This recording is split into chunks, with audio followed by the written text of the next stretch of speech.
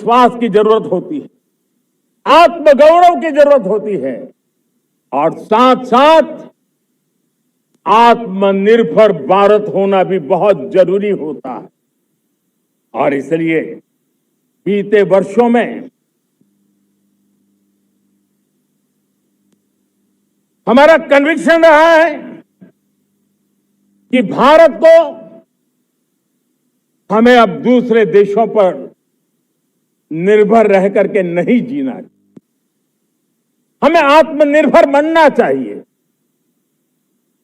दुनिया में बहुत कुछ मिलता है, सस्ता मिलता है, जल्दी मिल सकता है, लेकिन उससे हमारा सामर्थ्य तैयार नहीं होता, न हमारे सामर्थ्य की कसौटी होती है। और इसलिए हमें भी अपनी क्षमताओं को बढ़ाना है, अपने हितों की सुरक्षा हमें खुद को करनी है। और इसलिए आत्मनिर्भर भारत का संकल्प बहुत दृढ़ता के साथ हम लेकर के आगे बढ़ रहे हैं। मेक इन इंडिया, स्वदेशी, वोकल फॉर लोकल, इन सारे क्षेत्रों में आज हर भारतीय का मन जुड़ रहा है। मेरे प्यारे देशवासियों, मैं आपको एक उदाहरण देता हूं सेमीकंडक्टर का। देश आजाद होने के बाद विश्व में तो सेमीकंडक्टर की चर्चा हो चुकी थी, हमारे यहां भी बातें होती थी, लेकिन सेमीकंडक्टर का कोई बड़ा प्लान हम आगे नहीं बढ़ा पाए। और आज स्थिति क्या है? आज की डिजिटल दुनिया में, आज की टेक्नोलॉजी में चिप का महात्म्य हम समझते हैं। कोई भी इलेक्ट्रॉनिक गुड्स होगा, हमारे मेडिकल इक्विपमेंट होंगे, हमारे ट्रांसपोर्ट के रास्ते होंगे, हर किसी में चिप अनिवार्य है। और इस चिप के बिना दुनिया थम जाए ऐसी स्थिति पैदा हो। और इसलिए भारत ने आत्मनिर्भर होने की दिशा में अपना सेमीकंडक्टर प्लांट, बड़ा सेमीकंडक्टर प्लांट, 3 सेमीकंडक्टर प्लांट शुरू हो चुके हैं। और मुझे बताया गया है कि वहां जो प्रोडक्शन हो रहा है वो एक्सपोर्ट होना शुरू हो चुका है। और मैं देशवासियों को कहना चाहता हूं, आने वाले 7-8 वर्ष में और 5, 7 या 8 सेमीकंडक्टर प्लांट बहुत ही जल्द शुरू होने वाले। ये आत्मनिर्भर भारत हमें विकसित भारत की दिशा में जाने का महामार्ग देती। मेरे प्यारे देशवासियों, वैसे ही एक चर्चा क्रिटिकल मिनरल की हो रही है। पूरी टेक्नोलॉजी क्रिटिकल मिनरल पर निर्भर है। भारत इसमें भी अपने आप को सुरक्षित करने में जुटा हुआ। क्रिटिकल मिनरल का लक्ष्य साझा किया जाए। नेशनल क्रिटिकल मिनरल ये हमने लॉन्च किया। बजट में क्रिटिकल मिनरल कॉरिडोर की हमने घोषणा की है। कई देशों के साथ एग्रीमेंट हो रहे हैं। विश्व के कई देश अब इस क्रिटिकल मिनरल के विषय में भारत के पर भरोसा करने लगे हैं। मेरे प्यारे देशवासियों, जैसे सेमीकंडक्टर की बात हो, क्रिटिकल मिनरल की बात हो, वैसे ही जिस टेक्नोलॉजी की दिशा में हम जा रहे हैं, दुनिया जा रही है, उसमें एनर्जी का महत्व और बढ़ता चला जा रहा है। अब एनर्जी के बिना भी नई दुनिया को चलाना मुश्किल है। और इसलिए हमें चिप हो, एआई हो, डेटा सेंटर हो, हमें बहुत बड़ी मात्रा में बिजली की जरूरत होगी। एनर्जी सिक्योरिटी ये हमारे समय की मांग है। और इसलिए हमने पहले से ही उस दिशा में एक के बाद एक मजबूत कदम उठाए हैं। एनर्जी सिक्योरिटी का एक बड़ा माध्यम है परमाणु ऊर्जा, न्यूक्लियर एनर्जी। हमने पार्लियामेंट में शांति एक्ट पास कर करके एक नए लक्ष्य तरफ जाने का रास्ता तय कर लिया है। 2047 तक हम 100 गीगावाट न्यूक्लियर पावर का लक्ष्य लेकर के चल रहे हैं। इसी एक दशक में हम 5 नए न्यूक्लियर रिएक्टर शुरू करने का लक्ष्य लेकर के चल रहे हैं। इस वर्ष भारत ने फास्ट ब्रीडर न्यूक्लियर टेक्नोलॉजी में महारत हासिल करके एक अहम पड़ाव पार किया है और उसके कारण परमाणु ईंधन में आत्मनिर्भर बनने की दिशा में हमें एक बहुत बड़ा सफलता का कदम हमने रखा है। मेरे प्यारे देशवासियों, कई बार संसाधनों की कमी के कारण देश रुकता नहीं है, लेकिन रुकने का कारण सोच की सीमाएं होती हैं। जब सोच बंद जाती है, सीमाओं में सड़ने लग जाती है, तब हम अपने सामर्थ्य को भी पहचान नहीं पाते हैं। देश को आज कच्चे तेल पर निर्भर रहना पड़ रहा है और हमारी गलत सोच के कारण है। आप जान के हैरान हो जाएंगे, हमने समुद्री तट पे 99% हमारा समुद्री तट का पूरा हिस्सा ऐसी सोच के कारण नो गो एरिया घोषित करके रखा था। हमने ही समंदर के अंदर जाकर के एक्सप्लोरेशन न करने का निर्णय कर लिया था। ये सोच का दारिद्र्य था। हमने फैसला किया ये नहीं चल सकता। हमने उस 99% को जो कभी नो गो एरिया हुआ करते थे, हमने उसको गो एहेड एरिया के रूप में खुला कर दिया है। और अब हम समुद्र के भीतर भी एक्सप्लोरेशन करने की और नए नए भंडार खोजने की दिशा में हम प्रवृत्त हैं, हम प्रयास कर रहे हैं।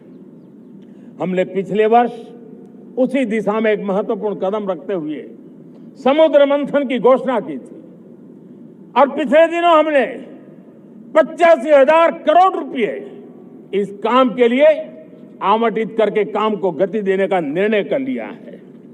मेरे प्यारे देशवासियों, एनर्जी सिक्योरिटी,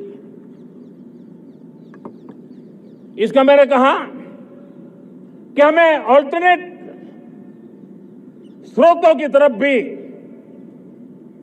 पूरी शक्ति लगाना बहुत जरूरी है और इसलिए ऊर्जा का सही इस्तेमाल बढ़ाते हुए भारत इसी दिशा में आज तेजी से काम कर रहा है। 2014 से पहले, मतलब आज से 12 साल पहले, हमारे देश में सिर्फ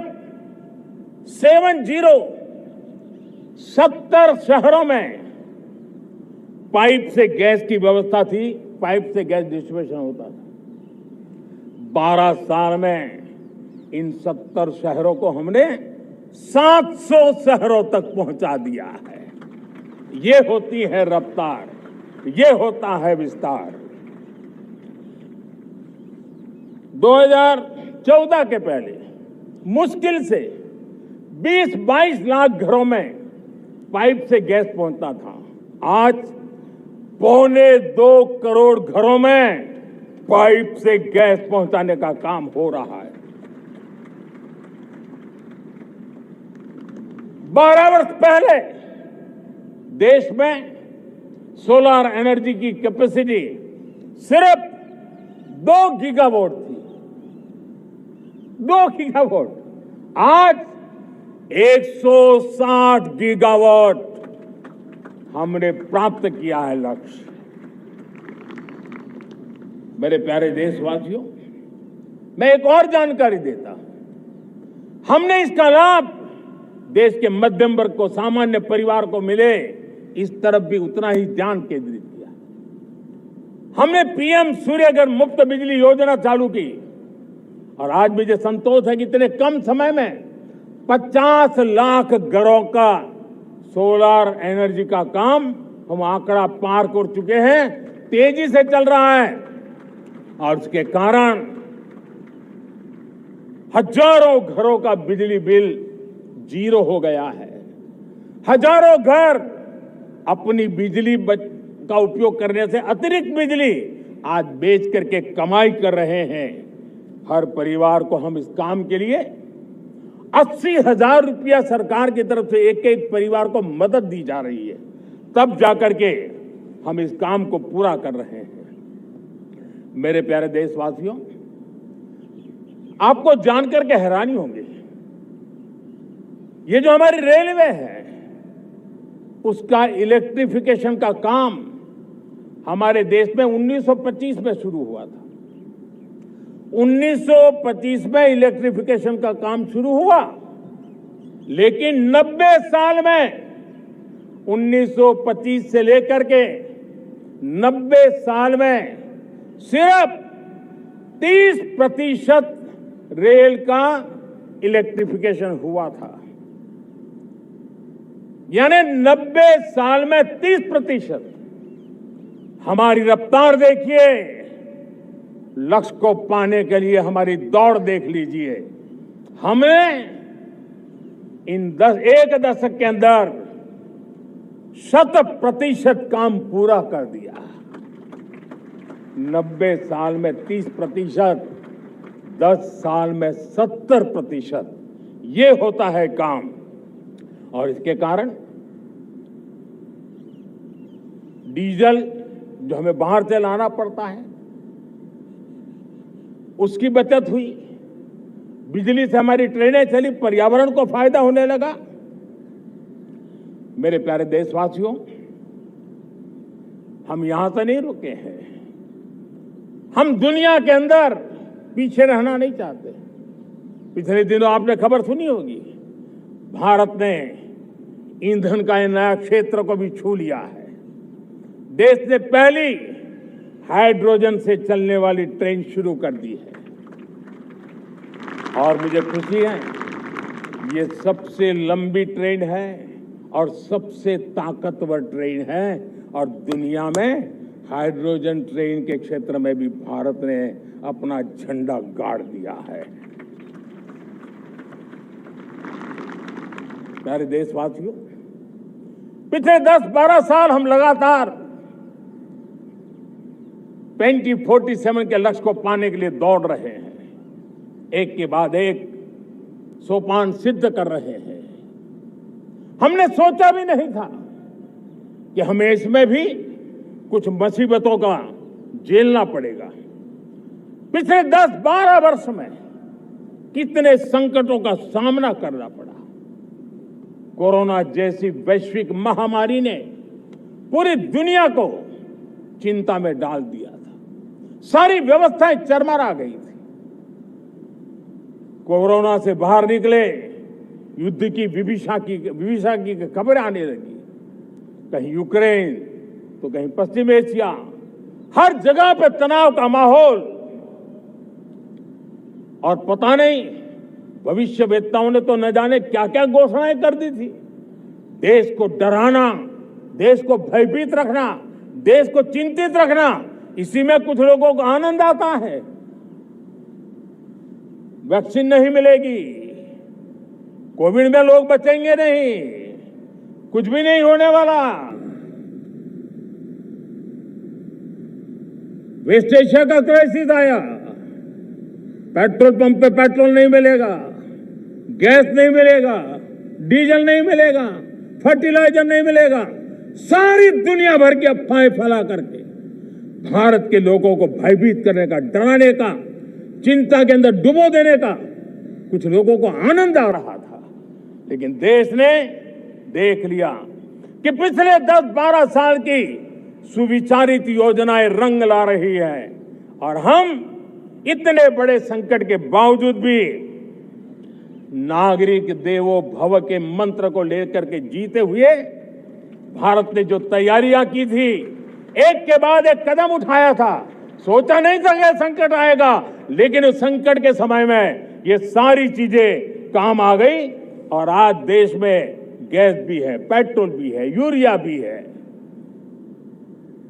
हम अपनी ताकत के ऊपर खड़े हो रहे, चल रहे। मेरे प्यारे देशवासियों, दुनिया के इन संकटों का प्रभाव हर किसी पर हुआ, हम भी अछूते नहीं है। यूरिया के दाम दुनिया में 3,000 रुपया पहुंच गए एक बोरी का। आज भी हम मेरे देश के किसानों को वो बोझ सहने के लिए मजबूर नहीं कर रहे हैं। सरकार अपने कंधों पर वो बोझ उठा रहा है और दुनिया से जो 3,000 रुपया में यूरिया का बोरा हमें मिलता है, वो हमारे किसानों को हम सिर्फ 300 रुपये में दे पाते हैं।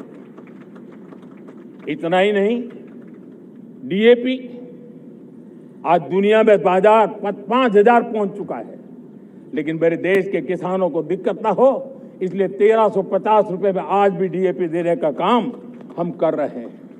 मेरे प्यारे देशवासियों, एक समय था जब मैं आत्मनिर्भरता की बात कर रहा था तो कुछ लोग एयर कंडीशन चैम्बर में बैठ करके सोचने वाले लोग हमें बता रहे थे ग्लोबलाइजेशन का क्या होगा। लेकिन दुनिया देख रही है कि पिछले एक दशक में ऐसा लग रहा है कि दुनिया ने ग्लोबलाइजेशन बोलना ही बंद कर दिया है। जहां से ग्लोबलाइजेशन की आवाज आती थी वो बंद सुनाई नहीं देती है। दुनिया का हर देश अपनी अपनी संभालों के मिजाज की तरफ गया है, लेकिन दुर्भाग्य से इस संकट के कालखंड में कुछ लोगों ने अपना रुतबा दिखाने के लिए संसाधनों को वेपनाइज करने का खेल खेला है। दुनिया अपने पास जो कुछ भी है उसको वेपनाइज करने में लगी है। संसाधनों का वेपनाइज, रिसोर्स का वेपनाइज, पेट्रोल, डीजल, फर्टिलाइजर, दवाइयां, टेक्नोलॉजी की चिप्स, इतना ही नहीं, भूभाग को भी वेपनाइज किया जा रहा है। और ऐसे समय अगर हम आत्मनिर्भरता मंत्र को लेकर 10 साल सही दिशा में न चले होते तो हम कल्पना कर सकते हैं कि ऐसी चुनौतियों का मजबूती से मुकाबला कैसे करते। और हमारी तैयारियां निरंतर बढ़ती जा रही है। मेरे प्यारे देशवासियों, दूसरी तरफ आज भारत का प्रोफाइल पूरी तरफ बढ़ रहा है। आज भारत दुनिया के लिए एक स्वीकृत और सम्मानीय देश के रूप में बन रहा है। भारत के पास स्थिर पॉलिटिकल मैंडेट है, स्थिर सरकार है, भारत का वाइब्रेंट लोकतंत्र है, भारत का मजबूत न्याय तंत्र है और हम सबको दिशा देने वाला भारत का संविधान है। और अब दुनिया हमारे इन सामर्थ्य को पहचानने लगी है और इसलिए 2014 के बाद दुनिया करीब करीब 40 देशों के साथ हमारा एफटीए एग्रीमेंट हो रहा है। अब देखिए कितना बड़ा अवसर आया है। लेकिन ये जो ट्रेड एग्रीमेंट्स हुए हैं, ये एक बहुत बड़ा अवसर है और इसलिए खास करके मैं मेरे एमएसएमईज को कहना चाहूंगा कि हमें इस मौके को छोड़ना नहीं है। दुनिया में हमें पहुंचना है। भारत के उत्पाद की हर चीज विश्व के बाजार में पहुंचे और चाहे हमारा टेक्सटाइल हो, हमारी मशीनरी हो, हमने दवाइयां हो, हमने मौका छोड़ना नहीं है। लेकिन वैश्विक जो पैरामीटर्स हैं, उस पैरामीटर को हमें पार करना होगा। हमें दुनिया से जो मिलता है उसे अच्छा देना पड़ेगा, दुनिया में जो मिलता है उसे सस्ता देना पड़ेगा। और पंजाब के लुधियाना से लेकर के तमिलनाडु के तिरुपुर तक हमारा टेक्सटाइल सेक्टर दुनिया में पहुंच सकता है। इतना ही नहीं, केरलम से लेकर के गुजरात और तमिलनाडु से लेकर के बंगाल, ये हमारा समुद्री तट, हमारे मछुआरे भाई बहन आज इस एफटीए के कारण हमारे श्रिम्प यानी झींगा उसके एक्सपोर्ट की बहुत संभावना बनी है। हमारे सी फूड की दुनिया में पहुंच बनने की संभावना पड़ी हुई है। और इसलिए मैं चाहूंगा कि हम इस परिस्थिति का फायदा उठाते हुए हम आगे चलते हुए हम इन कामों को पार करने के लिए प्रयास करें। मेरे प्यारे देशवासियों, मैंने जो भूमिका आपके सामने रखी है उसके पीछे 2047 का लक्ष्य इन मजबूत नींव पर खड़ा है। 2047 विकसित भारत का लक्ष्य हमने पिछले 10-12 साल में देशवासियों ने जो सामर्थ्य दिखाया है उस सामर्थ्य का हिस्सा है।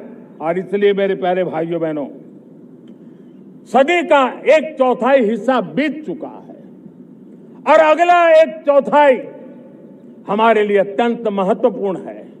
अब हम रुक नहीं सकते हैं, हमारी गति नहीं रुक सकती है, हमारी दिशा तय हो चुकी है, हमें प्राप्त करके रहना है। और इसके लिए हमें अपना वर्क कल्चर बदलना होगा। हमारे वर्क कल्चर को बदलते हुए हमें हमारी सोच को भी बदलना होगा, हमें हमारे काम की गति को भी बदलना होगा। जो काम पिछले 5-7 दशक में नहीं हुए हैं वो काम हमें आने वाले 5-7 साल में करने हैं। और मेरा भरोसा है मेरे देश की युवा शक्ति पर, मेरे देश के नौजवानों पर, मेरे देश की माताओं को बहनों पर, मेरे देश के किसानों पर, मेरे देश के मजदूरों पर कि हम इस सपने को साकार कर सकते हैं। और इसलिए हमें रिफॉर्म की गति को भी आगे बढ़ाना है। और जब मैं रिफॉर्म की बात कर रहा हूं, रिफॉर्म नहीं हमारे लिए कोई कंपल्सन है, नहीं रिफॉर्म ये हमारे के लिए कोई बजबड़ है। हमारे लिए रिफॉर्म ये कन्विक्शन है। आउट ऑफ कन्विक्शन हम रिफॉर्म एक्सप्रेस पर चल पड़े हैं और हम आने वाले दिनों में भी नेक्स्ट लेवल रिफॉर्म की ओर बढ़ने वाले हैं। और इसलिए सरकार, समाज, उद्योग, उत्पादक, किसान, हर किसी ने अपनी ट्रेडिशनल व्यवस्थाओं में रिफॉर्म करना पड़ेगा, सोच में रिफॉर्म करना होगा, अपने लक्ष्यों को रिफॉर्म करना होगा। और इसलिए मेरे प्यारे देशवासियों, हमें एक निश्चित दिशा में को लेकर के चलना होगा। मैं आज उस युग को भी याद करना चाहूंगा जब देश भारत का सामर्थ्य सप्त सिंधु के रूप में हम जानते थे, हम समझते थे, हम सुनते थे। अब विकसित भारत बनाने के लिए हमें नई धारा चाहिए। आज लाल किले की प्राचीर से मैं देश के सामने शक्ति की सप्त धारा का आवाहन करता हूं। आने वाले 5-7 साल में जो पिछले 5-7 दशक में नहीं हुआ, वो सप्त धारा के सामर्थ्य से, शक्ति से हम देश को नई ऊंचाई, नई गति देंगे और नए लक्ष्यों को पार करने वाला सामर्थ्य देंगे। और इसके साथ साथ देश की युवा शक्ति का सामर्थ्य का भरपूर राष्ट्र निर्माण में उपयोग होगा, उनकी शक्ति जोड़ी जाएगी। आने वाले दिनों में जब मैं सप्त धारा की बात करता हूं, सप्त धारा की पहली शक्ति है मैन्युफैक्चरिंग पावर। मेरे प्यारे देशवासियों, हमें मैन्युफैक्चरिंग सेक्टर को बहुत आगे बढ़ाना होगा और प्रोडक्शन बढ़ाने के साथ साथ हमें छोटे छोटे पुर्जे भी बनाने हैं और बड़े बड़े प्रोडक्ट भी बनाने हैं। पूरा वैल्यू चेन हमारा होना चाहिए और उसे लेकर के चलना। हमें कंपोनेंट भी चाहिए और हमें कंप्लीट मैन्युफैक्चरिंग भी चाहिए, कंप्लीट प्रोडक्ट भी चाहिए। डिजाइन से लेकर मैन्युफैक्चरिंग तक भारत को ग्लोबल सप्लाई चेन का भरोसामंद केंद्र बनना होगा। इसके लिए मैं 3 चीजों पर विशेष जोर देना चाहता हूं। मैन्युफैक्चरिंग के क्षेत्र में जो मेरे भाई बहन हैं, ये समय का ये अवसर है, इस अवसर को जाने मत दें। और इसके लिए हमें कॉस्ट, क्वालिटी और स्केल, इसके विषय में वैश्विक मानदंडों से खरा उतरना पड़ेगा। हमारी फैक्ट्रीज कॉम्पिटिटिव हो, हमारे प्रोडक्ट्स यूजर फ्रेंडली हो, हमारा पैकेजिंग दुनिया के लोगों को लुभावने वाला हो, आकर्षित करने वाला हो, हमारा जीरो डिफेक्ट प्रिसिजन मैन्युफैक्चरिंग, ये हमारी पहचान बनना चाहिए।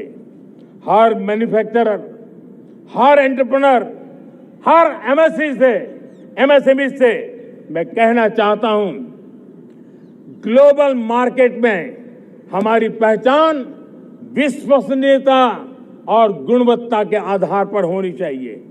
क्वालिटी के संबंध में नो कॉम्प्रोमाइज, और इसलिए हमारा मंत्र क्वालिटी क्वालिटी क्वालिटी होना चाहिए।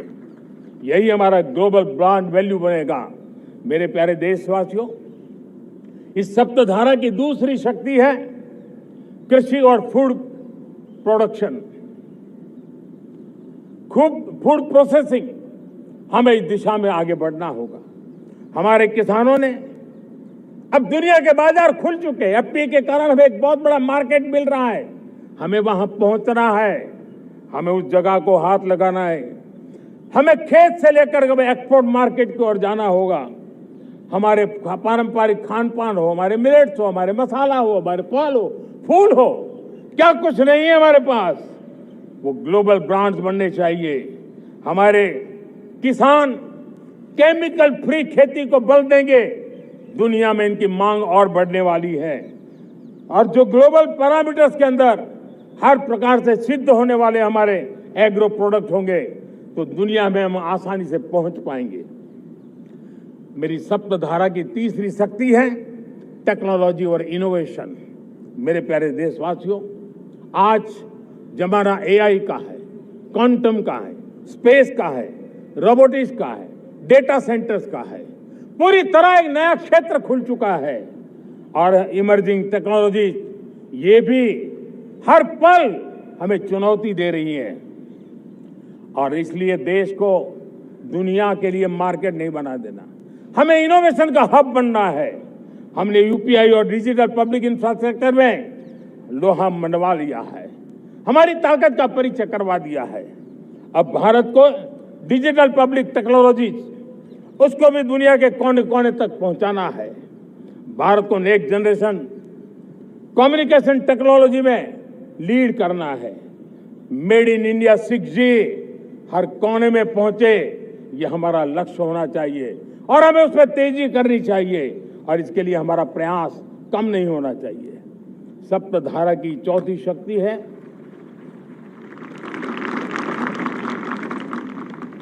गति शक्ति। ये गति शक्ति, देश के अंदर सीमलेस फास्ट कनेक्टिविटी पर हमें बल देना होगा। शहरों को हाई स्पीड रेल से हमें जोड़ना होगा। मॉडर्न हाईवे चाहिए, इनलैंड वाटरवेज चाहिए, एयरपोर्ट चाहिए, मल्टी मॉडल लॉजिस्टिक की व्यवस्था चाहिए। हमें पोर्ट्स को सिर्फ सामान उतारना चढ़ाने की जगह नहीं, दुनिया के शिप्स आकर के लंगर हो जाए इतना नहीं, हमें हमारे पोर्ट्स को पोर्ट लेड डेवलपमेंट ग्रोथ की दिशा में हमें आगे बढ़ना होगा। हमारी पांचवी शक्ति है सप्तधारा की, वो है रक्षा शक्ति। और ये रक्षा शक्ति का महत्व हर प्रकार से है। मेरे प्यारे देशवासियों, डिफेंस में आत्मनिर्भर होना अब भारत ने अनुभव कर लिया, दुनिया ने अनुभव कर लिया है। इसके बिना कोई चारा नहीं है। विश्व जब अपनी अपनी ही सोच रहा है, तब भारत विश्व के लिए बाजार बन करके नहीं रह सकता है। हमें डिफेंस के क्षेत्र में आत्मनिर्भर होना होगा।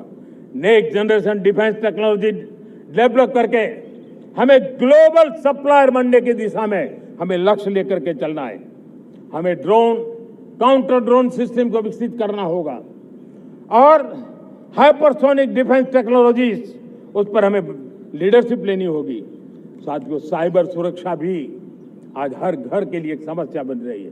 वो भी एक रक्षा का क्षेत्र है जिसमें हमारे युवाओं की जो सामर्थ्य है, उस सामर्थ्य का उपयोग हम देश के और दुनिया के लिए कर सकते हैं। हमारी सप्तधारा की छठी शक्ति है ग्रीन इकोनॉमी, ब्लू इकोनॉमी जो ग्रीन जॉब को भी जन्म देती है। हमें green hydrogen, renewable energy, energy storage, green mobility, green manufacturing in global scale हमें पा करके रहना है।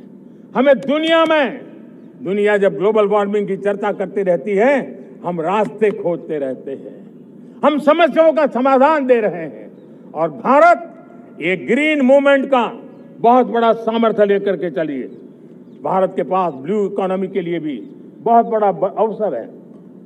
बहुत बड़ा लंबा हमारा कोस्ट लाइन है। ब्लू इकोनॉमी के लिए बहुत बड़े अवसर है। फिशरीज है, कोस्टल टूरिज्म है, ओशन टेक्नोलॉजी है। ऐसे कितने ही क्षेत्र हैं जिसमें हम आगे बढ़ सकते हैं। मेरे प्यारे देशवासियों, भारत सप्तधारा की जब बात करके लेकर चला है, तब हमारी 7वीं धारा है और दुनिया के लिए इसका अपना भी एक महत्व है, और वो है भारत का सॉफ्ट पावर। भारत के सॉफ्ट पावर की ताकत है। आज योग ने पूरी दुनिया को भारत के साथ जोड़ के रखा हुआ है। योग दुनिया के लिए एक ऊर्जा बनता जा रहा है, भारत के लिए विश्वास का बड़ा कारण बनता जा रहा है। जिस भारत के पास आस्था के केंद्र हो, जिस भारत के पास आयुर्वेद हो, जिस प्रकार से भारत के पास होलिस्टिक हेल्थ केयर की व्यवस्था हो, हील इन इंडिया का मूवमेंट हो, हम दुनिया के अंदर हमारे सामर्थ्य को लेकर के जा सकते हैं।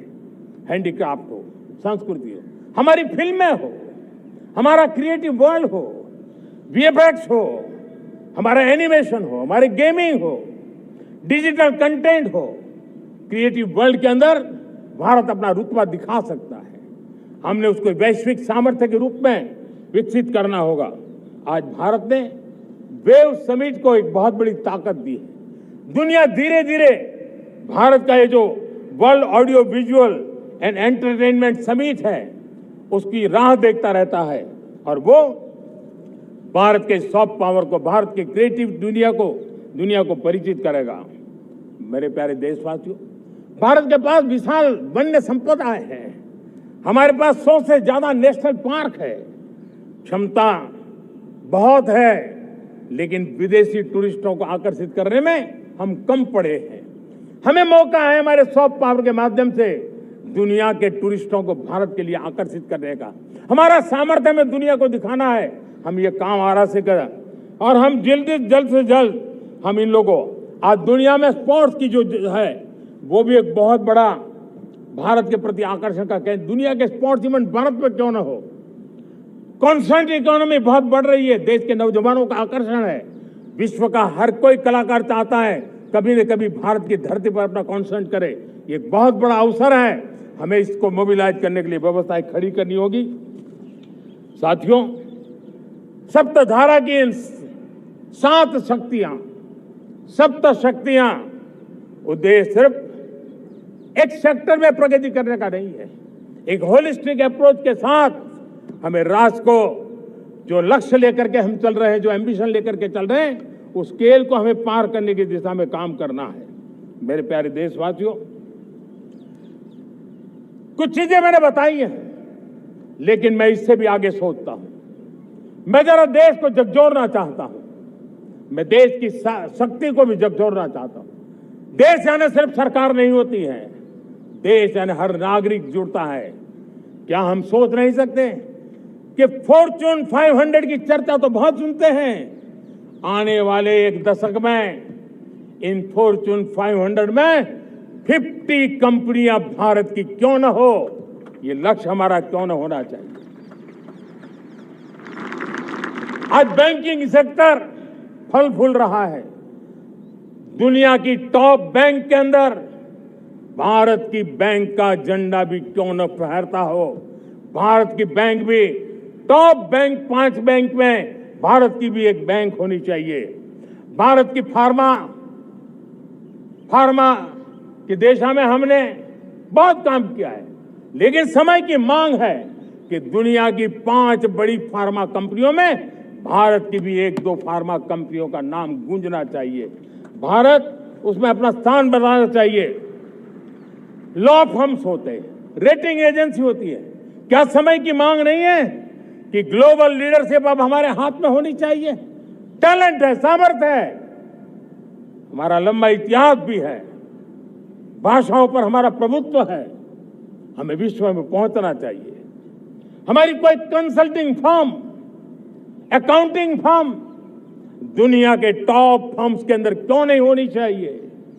भारत की टेक्नोलॉजी कंपनियां दुनिया के अंदर सिरमौर हो, यह हमारा लक्ष्य होना चाहिए। हमारे ऐसे ब्रांड हो जिससे दुनिया आकर्षित होती हो, हमारे ब्रांड हमारे देश की पहचान हो और विश्व के लिए एक डेस्टिनेशन बन जाए, उस दिशा में हमें काम करना है।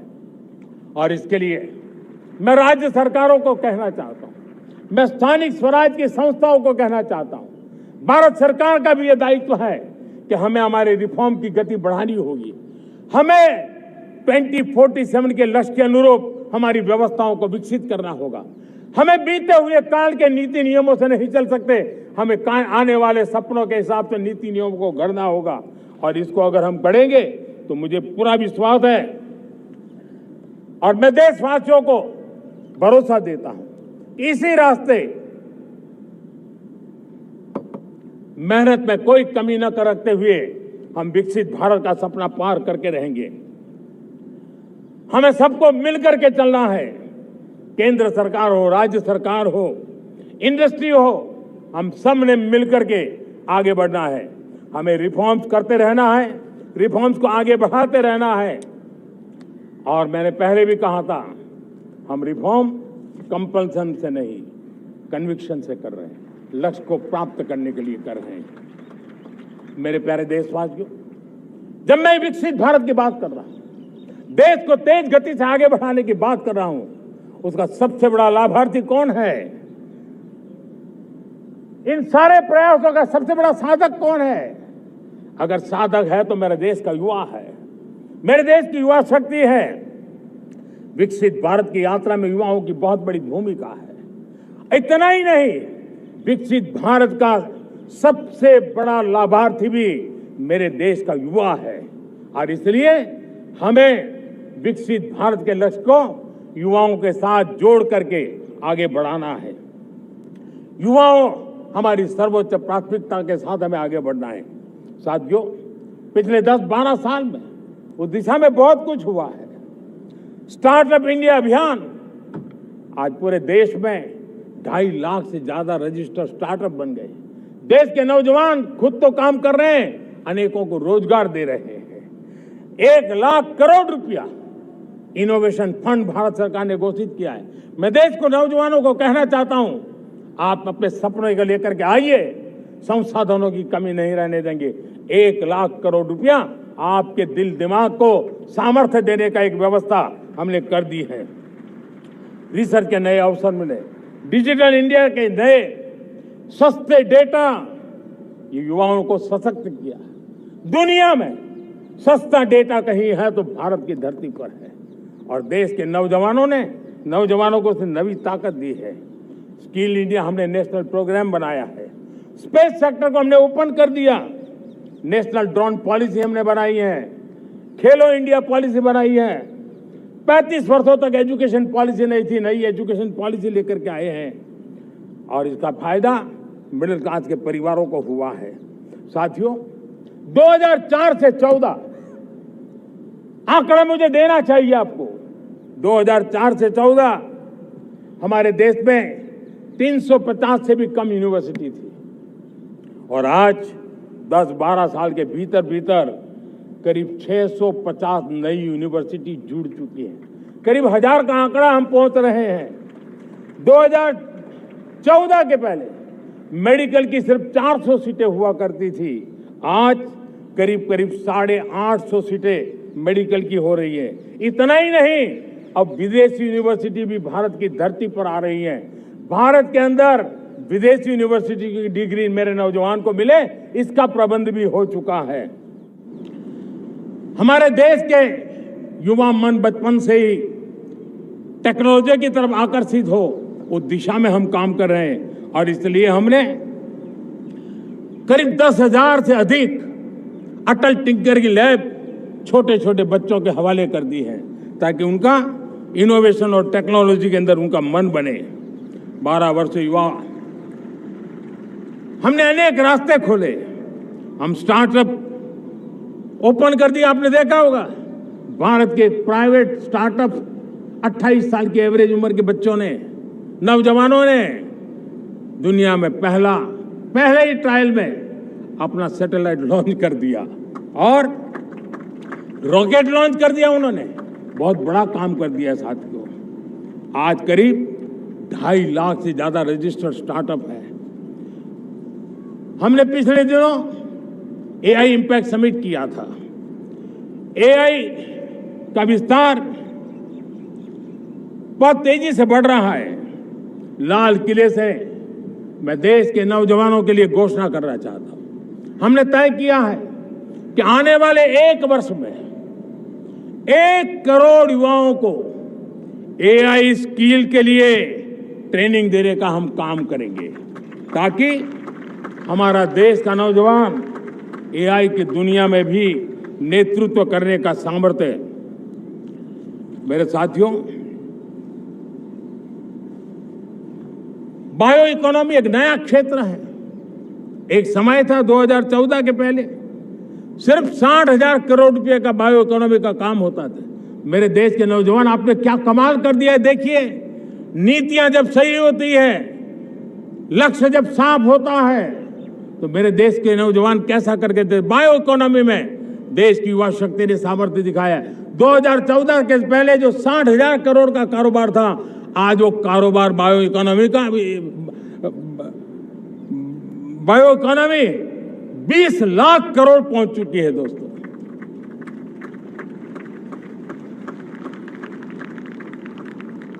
दो 2009-10 का कालखंड था, सिर्फ 25 लाख इलेक्ट्रिक व्हीकल हमारे देश में बिके थे। 1.5 लाख इलेक्ट्रिक व्हीकल बिके थे 2009-10 में। 1.5 लाख इलेक्ट्रिक व्हीकल। इस 25-26 में 25 लाख इलेक्ट्रिक व्हीकल बिके हैं। मेरे प्यारे देशवासियों, एविएशन सेक्टर भी मेरे नौजवानों के लिए बहुत तेजी से आगे बढ़ रहा है। नए एयरपोर्ट, नए रूट, नए रोजगार के अवसर बना रहे हैं। मेंटेनेंस, ओवरहॉलिंग, इसके भी कारण देश में बहुत बड़ी मात्रा में स्किल मैन पावर को काम मिल रहा है। मेड इन इंडिया हवाई जहाज बनाने की दिशा में हमने सफलता पाई है। Made in India defence transport aircraft C295 already अपनी उड़ान भर चुका है, सफल उड़ान भर चुका है। ये देश के नौजवानों के लिए, मेरे साथियों, ड्रोन ने भी बहुत बड़ा काम किया है। स्वामित्व योजना, गांव में ड्रोन से स्वामित्व योजना सफल हो रही है। करीब 3.25 करोड़ परिवारों को स्वामित्व योजना का लाभ मिला है और इसके कारण 140 लाख करोड़ रुपए जैसी संपत्ति अनलॉक हुई है, जिसके कारण बैंक से लोन मिल सकता है, लोग अपना कारोबार कर सकते हैं। मेरे प्यारे देशवासियों, हमारे मध्यम वर्गीय परिवारों के सामने एक बहुत बड़ा बोझ बन चुका है। हमने युवाओं के लिए विभिन्न परीक्षाओं की फ्री ऑनलाइन कोचिंग हमने करने का निर्णय किया है। डिजिटल पब्लिक इंफ्रास्ट्रक्चर है, हमारे पास उत्तम टैलेंट है, टीचर्स हैं। उन संसाधनों को जोड़ करके हम देश के नौजवानों को फ्री कोचिंग देने का एक पूरा नेटवर्क हम खड़ा करने वाले हैं। मेरे प्यारे देशवासियों, मैं हमेशा कहता आया हूं, जो खेले वो खिले। जब मैं खेले वो खिले की बात कर रहा हूं, तब मेरे प्यारे देशवासियों, आज भारत खेल की दुनिया में अपनी जगह बना रहा है।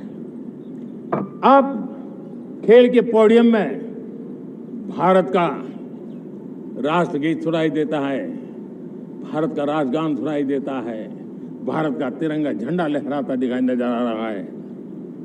टॉप्स योजना ने बहुत बड़ी सफलता पाई है। खेलो India games, university games, winter games, beach games, sports infrastructure, sports के लिए कोचिंग, स्पोर्ट्स मेडिसिन, स्पोर्ट्स के लिए न्यूट्रिशन, इन सारे विषयों में एक बहुत बड़ा बोझ बन चुका है। भारत का तिरंगा झंडा लहराता दिखाई दे रहा है। खिलाड़ी टॉप्स योजना ने बहुत बड़ी सफलता दी है। खेलो इंडिया गेम्स दुनिया में, university games, winter games, beach games, 2030 sports infrastructure, Olympic sports के लिए दावेदार बन करके आगे बढ़ रहे हैं। और 2030 में कॉमनवेल्थ गेम्स को भारत होस्ट करने वाला है।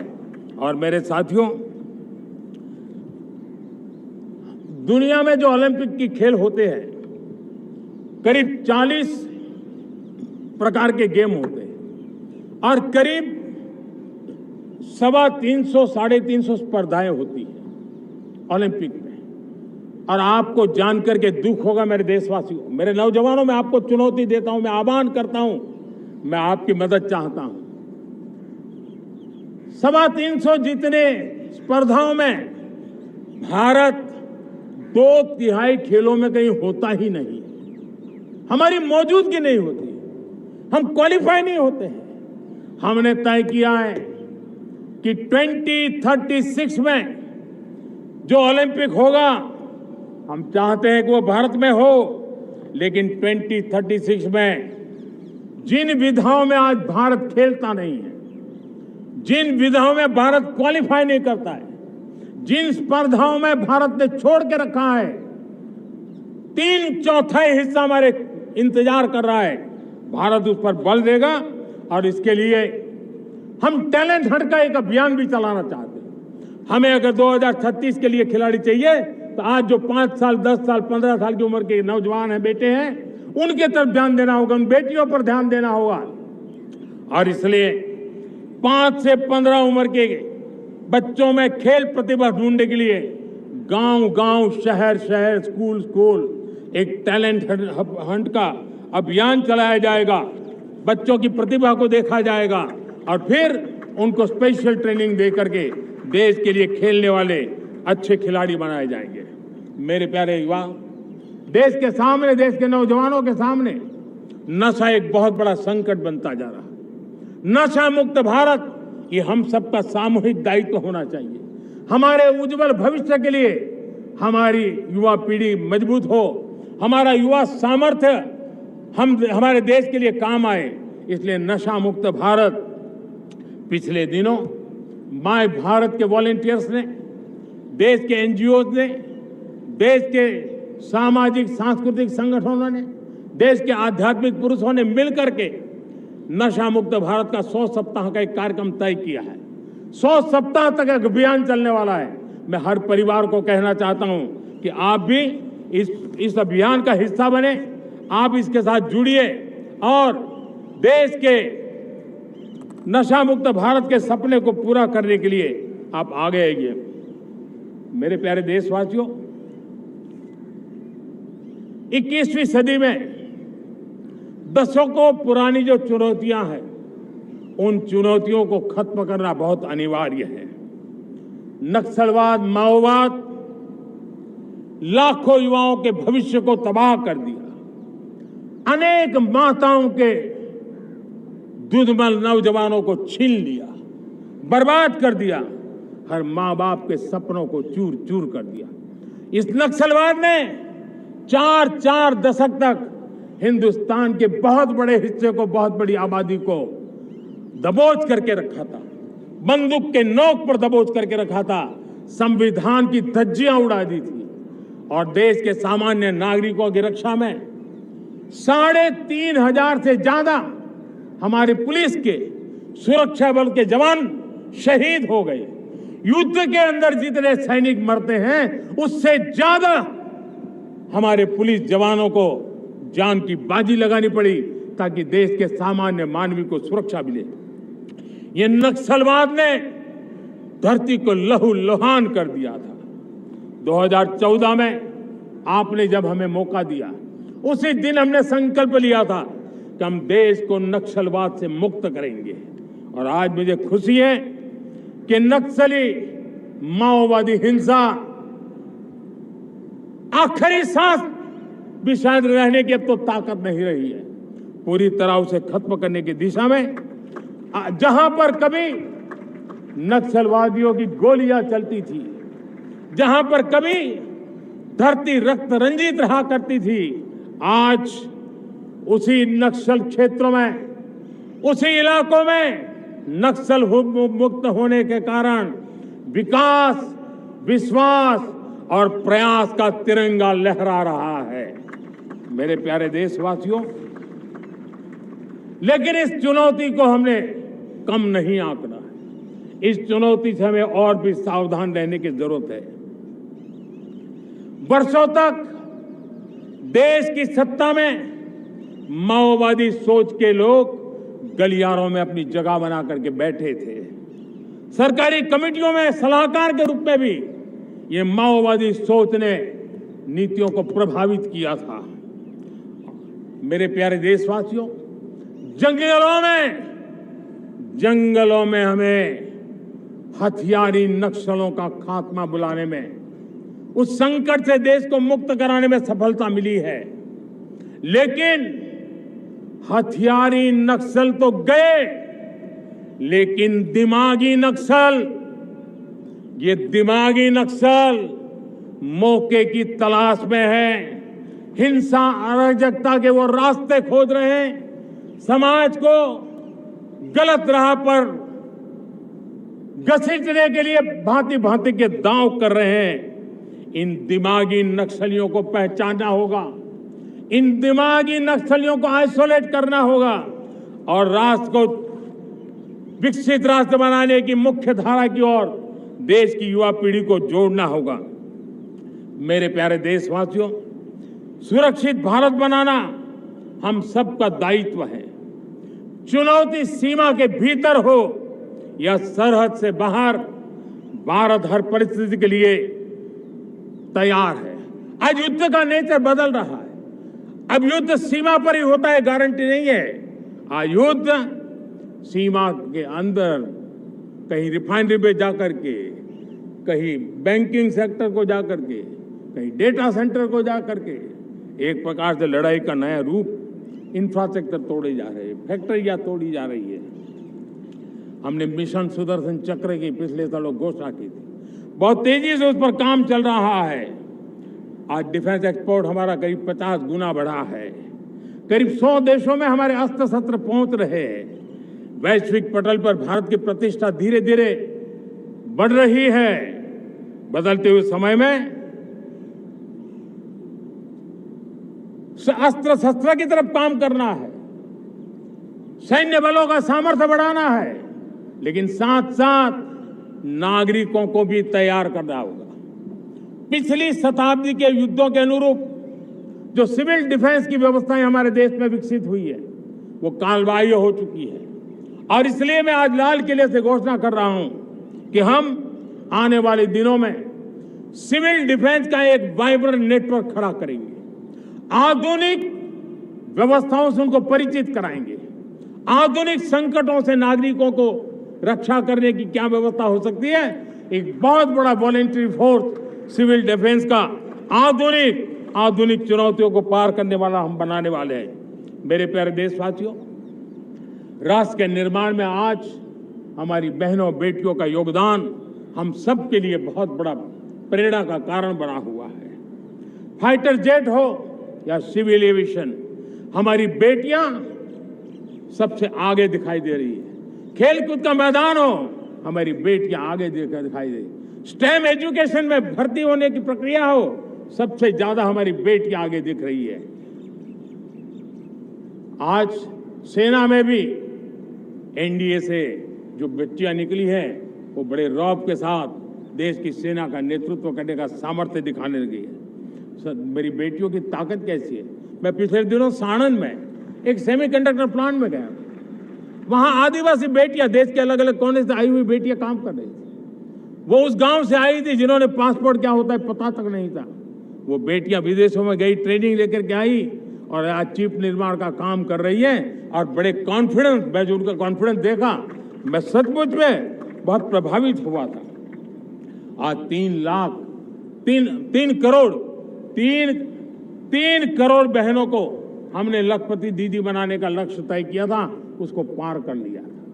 अब हम 6 करोड़ लखपति दीदी बनाने के लक्ष्य को लेकर के आगे बढ़ रहे हैं। 3 करोड़ नई लखपति दीदी बनना मतलब ग्रामीण अर्थव्यवस्था में बहुत बड़ा बदलाव मातृशक्ति के द्वारा आने वाला है। मेरे प्यारे देशवासियों, आज पंचायतों में, नगर पालिका में, महानगर पालिका में बहुत बड़ी मात्रा में हमारी महिलाएं जनप्रतिनिधि बनकर के देश का मार्गदर्शन कर रही है, समस्याओं का समाधान कर रही है, बहुत ही सक्षम नेतृत्व दे रही है। और इसी को ध्यान में रखते हुए हमने पार्लियामेंट में नारी शक्ति वंदन अधिनियम पारित किया था, लेकिन किसी न किसी कारण से राजनीति के अखाड़े में पिछले 40 साल से ये सपना हमेशा राजनीतिक अखाड़े का शिकार हो गया है। मैं देश के सभी राजनीतिक दलों से आज लाल किले की प्राचीर से तिरंगे झंडे की छाया में खड़े होकर के प्रार्थना करता हूं, आग्रह करता हूं, आइए उन महिलाओं के सामर्थ्य के पुजारी बनिए, उन महिलाओं के सम्मान में आगे आइए और जल्द से जल्द हमारी माताओं बहनों को 33% विधानसभा और लोकसभा में उनको प्रतिनिधित्व मिले, वे भारत की नीति घड़तर के अंदर अपना योगदान दे। समय की मांग है और मैं सभी राजनीतिक दलों से फिर से आग्रह करता हूं, आइए महिला आरक्षण लागू करके महिला सम्मान में आप भी जुड़िए, आप भी यश लीजिए, आप भी क्रेडिट लीजिए, लेकिन मेरी माताओं बहनों को हक दीजिए। मेरे प्यारे देशवासियों, विकसित भारत का संकल्प तभी पूरा होगा जब विकास अंतिम व्यक्ति तक पहुंचेगा। 2014 से पहले सिर्फ 25 करोड़ लोगों के पास सोशल सिक्योरिटी का कवर था, सिर्फ 25 करोड़ के पास। साथियों, पिछले 5-7 दशक में सिर्फ 25 करोड़, हमने 1 दशक के भीतर 100 करोड़ देशवासियों को सोशल सिक्योरिटी का कवच दिया है। आयुष्मान भारत योजना से 70 साल की उम्र के बुजुर्गों से भी आज 5 लाख रुपए तक मुफ्त दवाई की व्यवस्था हो रही है। करोड़ों करोड़ों परिवारों को इसके कारण बहुत बड़ी सुविधा मिली है। और इस आयुष्मान कार्ड के कारण 2 लाख करोड़ रुपया जो दवाई और ऑपरेशन के पीछे खर्च होना था, वो मेरे परिवारों के बच्चे हैं। वो गरीब परिवार है, वो मध्यम वर्ग के परिवार है, उनको इतनी बड़ी। मेरे प्यारे देशवासियों, आज मुझे एक काम के लिए आपकी मदद चाहिए। मैं आप सबसे एक मदद मांग रहा हूं। सभी नौजवानों से मैं चाहता हूं कि आप इसका नेतृत्व करिए। आपका 1 या 2 घंटे देश को बहुत बड़ी शक्ति देने वाले हैं। आपको लगेगा 1-2 घंटे में मैं देश की क्या शक्ति, मैं बताता हूं, आप बहुत बड़ी शक्ति बनने वाले हैं। और इसलिए हर घर में वातावरण बने। इन दिनों देश में जनगणना का काम हो रहा है, सेंसस का काम हो रहा है, गिनती चल रही है। और गिनती सिर्फ आंकड़ों से बात बनती नहीं है, उसकी बारीकियों से नीतियां बनती हैं, योजनाएं बनती हैं, देश आगे बढ़ने की अपनी रूपरेखा तैयार करता है। और इसलिए सटीक जानकारियां होना बहुत जरूरी है। कभी कभी जो सरकार की तरफ से प्रतिनिधि आते हैं वो इतनी जल्दी में होते हैं, कभी स्पेलिंग एक लिख देते हैं, कभी अलग लिख देते हैं, और इसके कारण अल्टीमेट परिणाम हमें सही मिलने में दिक्कतें आती हैं। अब जब टेक्नोलॉजी अवेलेबल है और इस बार निर्णय किया है, आप स्वयं भी जनगणना में अपनी जानकारियां अपने मोबाइल फोन से भर करके दे सकते हैं। बाद में कोई बाबू आएंगे, कोई प्रतिनिधि आएंगे, आपसे चर्चा करेंगे, लेकिन आप परिवार के सब बैठ करके अगर डिजिटली अपना रजिस्ट्री करवा दे, सारी बारीकियां, स्पेलिंग में भी गलती ना हो, कोई भी जानकारियों में गलती ना हो, आप जितनी परफेक्ट जानकारी देंगे देश को आगे बढ़ने में बहुत बड़ी मदद मिलेगी। और इसलिए मैं देश के नौजवानों को कहता हूं कि आप अपने परिवार के लोगों को बिठा करके पूरे फॉर्म को समझिए, पहले कागज पे फॉर्म को भर दीजिए, कोई गलती है तो करेक्ट कर लीजिए और फिर टेक्नोलॉजिकली उसको डिजिटली इसको अपलोड कर दीजिए। आप देखिए इतना बड़ा काम देश कर लेगा और देश का समय और शक्ति सही काम के लिए उपयोग आएगा। और इसलिए मेरे देश के नौजवानों को जनगणना के इस काम में सक्रियता से जुड़ने के लिए मैं आग्रह करता हूं। मेरे प्यारे देशवासियों, मैंने लाल किले से पंच प्राण की बात कही थी। इस पंच प्राण ने देश को अपने आत्मगौरव की ओर लेकर के आगे बढ़ने का, लक्ष्यों को पार करने के सामर्थ्य के साथ आगे बढ़ने का एक बहुत बड़ा संबल दिया है। हमें गुलामी की मानसिकता हर पल मिटाते ही रहना है। जिस भारत का सपना नेताजी सुभाष चंद्र बोस ने देखा था, बाबा साहब आंबेडकर ने देखा था, पंडित नेहरू ने देखा था, सरदार पटेल, भगत सिंह, सुखदेव राजगुरु ने देखा था, डॉक्टर श्यामा प्रसाद मुखर्जी ने देखा था, भगवान बिरसा मुंडा ने देखा था, ज्योतिबा फुले ने देखा था, उन सब से प्रेरणा लेकर के हम आगे बढ़े। इस संकल्प को हम दोहराए, स्वयं से ऊपर राष्ट्र का हित हो, स्वयं से ऊपर राष्ट्र का हित हो और कर्तव्य ही हमारी पहचान हो। मैं सभी देशवासियों से कहूंगा, समय हमारा है।